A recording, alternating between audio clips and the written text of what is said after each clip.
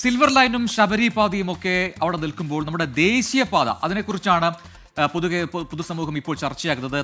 അത് മലപ്പുറം പ്രത്യേകിച്ചും കൂരിയാടിൽ അവിടെ ദേശീയപാത തകർന്നു കിടക്കുന്ന സാഹചര്യമുണ്ട്. അപ്പോൾ ഇനി എന്താണ് കൂരിയാട് അല്ലെങ്കിൽ മറ്റിടങ്ങളിലൊക്കെ നടക്കാൻ പോകുന്നത് എന്ന ചോദ്യം സ്വാഭാവികമായിട്ടും ജനങ്ങൾ ഉയർത്തുന്നുണ്ട്. അപ്പോൾ എന്താണ് അതിനൊരു പ്രതിവിധി എന്ന് നമുക്ക് ഒന്ന് പരിശോധിച്ച് നോക്കാം. അപ്പോൾ അതിന് എന്തായാലും ഇപ്പോൾ നിർമ്മാണ കമ്പനി ചില കാര്യങ്ങൾ ഈ ദേശീയപാത അതോറിറ്റി ചെയർമാനോട് പറഞ്ഞിട്ടുണ്ട്. അപ്പോൾ എന്താണ് ആ പ്രതിനിധി എന്നുകൂടി നമുക്കൊന്ന് വിശദമായി പരിശോധിക്കാം. കൂരിയാട് പുതിയ പാത നിർമ്മിക്കാനാണ് ഇപ്പോഴത്തെ തീരുമാനം വന്നിട്ടുള്ളത്. എന്തായാലും പുതിയൊരു പാത ആ ഭാഗത്ത് വേണം എന്നൊരു നിർദ്ദേശം വന്നിരിക്കുന്നു. അതിൽ ആ രീതിയിൽ തന്നെ മുന്നോട്ട് പോകാനാണ് ഇപ്പോൾ അധികൃതർ തീരുമാനിച്ചിരിക്കുന്നത്. തകർന്ന ഭാഗം പൊളിച്ചു മാറ്റിയാൽ മാത്രമേ നിർമ്മാണം ആരംഭിക്കാൻ കഴിയൂ എന്നാണ് നിർമ്മാണ കമ്പനി പറഞ്ഞത്.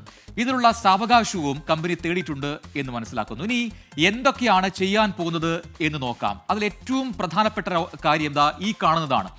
നിലവിലെ റോഡ് പൊളിച്ചു മാറ്റി അവിടെ വയഡക്ട് നിർമ്മിക്കാനാണ് തീരുമാനം. എന്താണ് ഈ വയഡക്ട് എന്നൊരു പക്ഷേ പ്രേക്ഷകർക്ക് സംശയം തോന്നും. അതായത് ഈ ചില സ്പാനുകൾ ഉപയോഗിച്ചുകൊണ്ട് ഈ പാത ഉയർത്തി ഒരു പാലം പോലെ തോന്നിക്കുന്ന രീതിയിലുള്ള ഒരു നിർമ്മാണ രീതിയാണ് ഈ വയഡക്ട് എന്ന് പറയുന്നത്. സാധാരണഗതിയിൽ വളരെ താഴ്ന്ന പ്രദേശങ്ങളിലൊക്കെ അവിടെ ഈ മണ്ണൊലിപ്പും അല്ലെങ്കിൽ ഈ വെള്ളക്കെട്ടും ഒക്കെ വലിയ പ്രശ്നമാകുമ്പോൾ താഴ്ന്ന ഭാഗത്തെ ജനങ്ങൾക്ക് അവിടുത്തെ താമസം തന്നെ വലിയ പ്രശ്നമാകുമ്പോൾ നിർമ്മിക്കുന്ന ഒരു നിർമ്മാണ രീതിയാണ് ഈ വയഡക്ട് നിർമ്മാണം. അതായത് ഒരു വലിയ ഉയരത്തിലേക്ക് സ്പാനുകൾ വയ്ക്കുകയും അല്ലെങ്കിൽ ബ്രിഡ്ജ് പോലെ ഉയർത്തുകയും അവിടെ റോഡ് നിർമ്മിക്കുകയും ചെയ്യുന്ന ഒരു പാലം പോലെ തോന്നുന്ന രീതിയിലാണ് സ്പാനുകളായിട്ടാണ് ഉണ്ടാവുക. അതാണ് ഈ വയഡക്ട് എന്ന് പറയുന്ന നിർമ്മാണ രീതി. അത് അവിടെ കൊണ്ടുവരുമെന്നാണ് ഇപ്പോൾ അറിയിച്ചിരിക്കുന്നത്.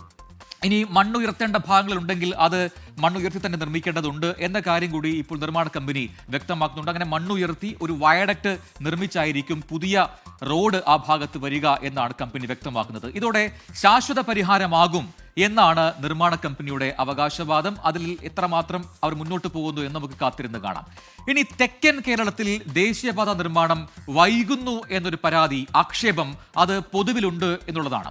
അത് എവിടെയൊക്കെയാണ് എന്നുകൂടി നമുക്ക് നോക്കാം. വടക്കൻ കേരളത്തിൽ അത്രമാത്രം വലിയൊരു സ്ലോ മൂവ് ഇല്ല. അത് വടക്കൻ കേരളത്തിൽ പലയിടങ്ങളിലും അറിയിച്ചൊക്കെ അത് പൂർത്തിയായി വരുന്നുണ്ട്. പക്ഷേ തെക്കൻ കേരളത്തിലേക്ക് വരുമ്പോൾ അത് അങ്ങനെയല്ല എന്ന് കണക്കുകളും സ്ഥിതിഗതികളും സൂചിപ്പിക്കുന്നു. നമുക്ക് ആദ്യത്തെ റോഡ് ഇതാണ്, പറവൂർ കൊറ്റുകുളങ്ങര റീച്ച്. അവിടെ 61% മാത്രമാണ് ഈ പാതയുടെ നിർമ്മാണം ഇപ്പോൾ പൂർത്തിയായിട്ടുള്ളത്. അപ്പോൾ ബാക്കി ഇനി എപ്പോൾ പൂർത്തിയാകുമെന്നൊരു ചോദ്യമാണ്.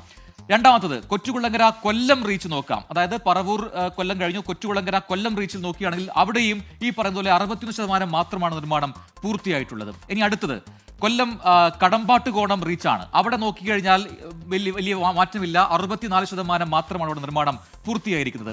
ഇനി അടുത്തത് കടമ്പാട്ടുകോണം കഴക്കൂട്ടം റീച്ച്. അങ്ങനെ ഓരോ റീച്ചായിട്ടാണ് ഈ നിർമ്മാണം നടക്കുന്നത്. പക്ഷേ അവിടുത്തെ സ്ഥിതി അതിദയനീയമാണ്. 38% മാത്രമാണ് നിർമ്മാണം പൂർത്തിയായതെന്ന് പറയുമ്പോൾ അവിടെ 50% പോലും ആയിട്ടില്ല. അത് വലിയ സ്ഥിതി രൂക്ഷമാക്കുന്ന കാര്യം കൂടിയാണ്. ഇനി തുറവൂർ പറവൂർ റീച്ച് അതുകൂടി നോക്കാം. അവിടെ 43% മാത്രമാണ് നിർമ്മാണം പൂർത്തിയാക്കിയിരിക്കുന്നത്. അപ്പോൾ ഈ റീച്ചിലൊക്കെ എന്താണ് ഇത്തരത്തിൽ ഒരു മന്ദഗതിക്ക് കാരണം? അതുകൂടി ഈ ഘട്ടത്തിൽ ചർച്ചയാകേണ്ടതുണ്ട്. നിർമ്മാണമാണ് ഇതൊക്കെയാണ് നിർമ്മാണ രീതികൾ. ഇനി ജനങ്ങളുടെ എതിർപ്പും മണൽക്ഷാമവും ഈ ഇടങ്ങളിലെ നിർമ്മാണം വൈകിപ്പിക്കുന്നു എന്നാണ് കരാർ കമ്പനി പറയുന്നത്. അപ്പോൾ ആ ഇടങ്ങളിൽ ഇനി ജനപ്രതിനിധികളും ജനങ്ങളും ഒക്കെ ചേർന്ന് വേണം ഈ പദ്ധതിയോടൊപ്പം കൂടാൻ എന്ന കാര്യം കൂടി നിർമ്മാണ കമ്പനി മുന്നോട്ട് വെക്കുന്നു. എങ്കിൽ മാത്രമേ പറഞ്ഞ സമയത്ത് ഈ രീതിയിലുള്ള മുഴുവൻ, അതായത് കേരളം മുഴുവനായിട്ടുള്ള നിർമ്മാണം, ദേശീയപാത നിർമ്മാണം പൂർത്തീകരിക്കാൻ കഴിയൂ എന്ന കാര്യമാണ് കമ്പനി സൂചിപ്പിക്കുന്നത്.